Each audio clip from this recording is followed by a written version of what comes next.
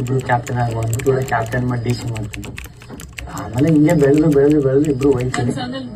ಒಂದ್ ಸಾಂಗ್ ಅಲ್ಲಿ ರಿಸಾ ಕೊನೆಗೆ ಬಾಗಿಲಿಂದ ಹೋಯ್ತಾ ಇರ್ತಾಳೆ ನಾಮಿನೇಷನ್ ಆಗಿ.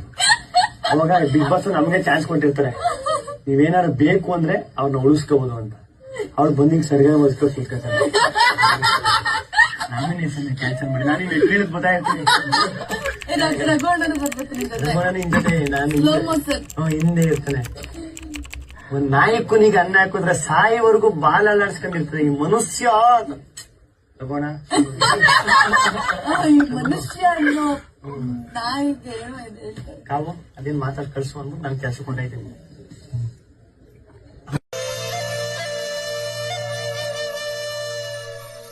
ಅವ್ರನ್ನ ನೋಡ್ಬೇಕಾಗಿತ್ತು. ಕೂತ್ಕೊಳ್ಳಿ.